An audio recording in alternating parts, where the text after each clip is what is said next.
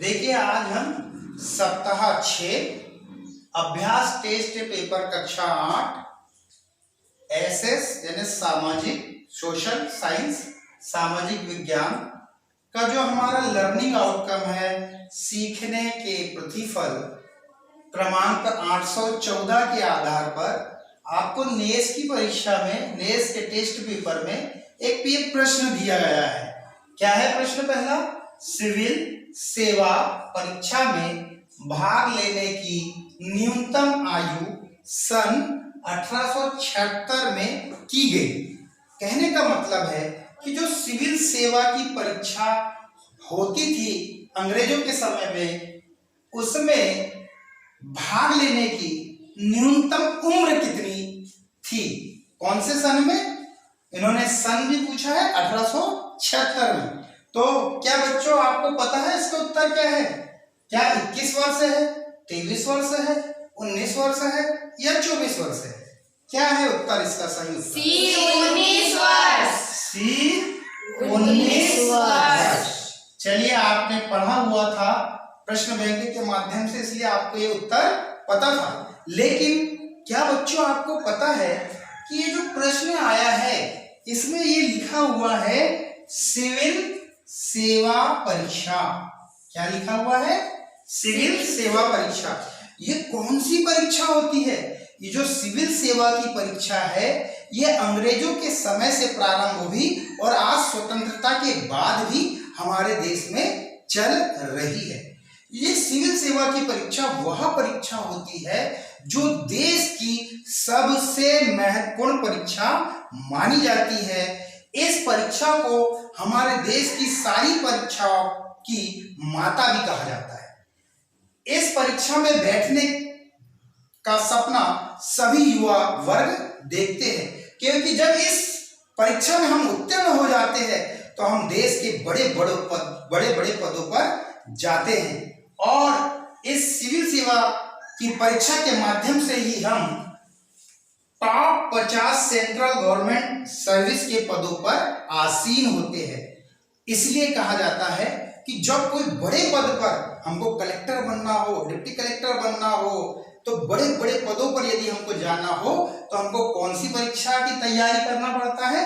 Civil सेवा की परीक्षा की तैयारी करना पड़ता है। और ये कब से चालू हुई है? ये अंग्रेजों के समय से ये परीक्षा चालू हुई है और आज भी स्वतंत्रता के बाद चालू है। इसे पूरे हमारे शासन व्यवस्था का क्या कहा जाता है?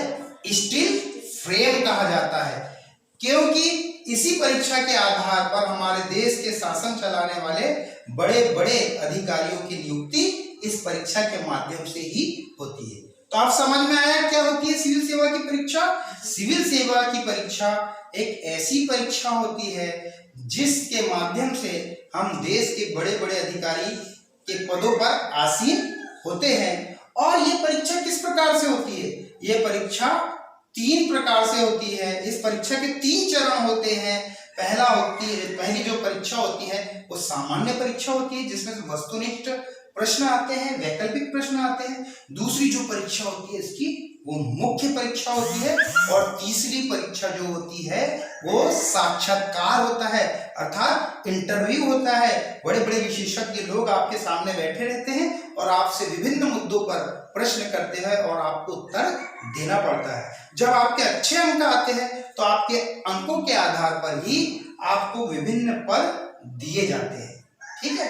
अब प्रश्न ये आता है कि सिविल सेवा की परीक्षा जब अंग्रेजों के समय में आयोजित की जाती थी तो 1876 में अंग्रेजों ने सिविल सेवा में बैठने की उम्र कितनी कर दी थी? 19 वर्ष। लेकिन हमें यह भी पता होना चाहिए कि सन 1853 में भारतीयों को सिविल सेवा की परीक्षा में भाग लेने की अनुमति प्रदान की गई। पहले भारतीयों को सिविल सेवा की परीक्षा में बैठने नहीं दिया जाता था। क्यों नहीं दिया जाता था? क्योंकि अंग्रेज लोग भारतीयों से पक्षपात करते थे, उन्हें बड़ा पद नहीं देते थे। लेकिन भारतीयों के कहने पर, भारतीयों के आंदोलन करने के बाद सन 1853 में पहली बार सिविल सेवा की परीक्षा में भारतीयों को बैठने की अनुमति मिली। लेकिन 1853 में सिविल सेवा की परीक्षा की उम्र कितनी कर दी गई? 23 वर्ष। यदि किसी भारतीय को इस परीक्षा में बैठना होता था तो उसकी न्यूनतम उम्र कितनी होनी चाहिए थी? 23 वर्ष।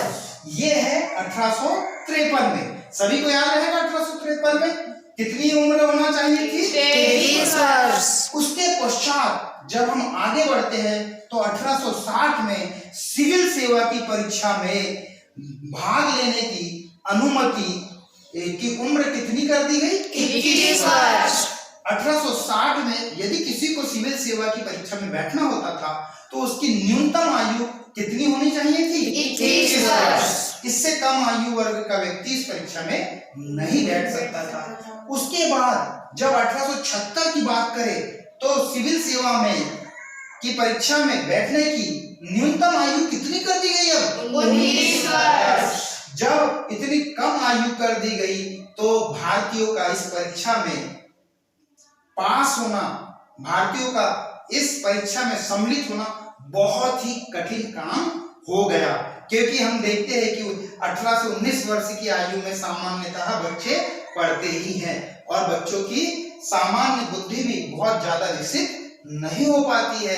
तो ऐसी अवस्था में भारतीयों ने आंदोलन किया और आंदोलन करने के बाद 1906 में सिविल सेवा परीक्षा में भाग लेने की न्यूनतम आयु फिर कितनी कर दी गई? 24 वर्ष कर दी गई।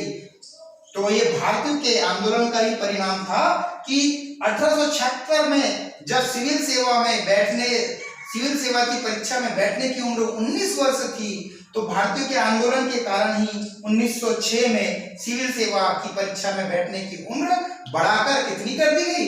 24 वर्ष कर दी गई। प्रारंभ में सिविल सेवा की परीक्षा में यदि हम 1853 की बात करें तो भारतीय लोग नहीं बैठ पाते थे।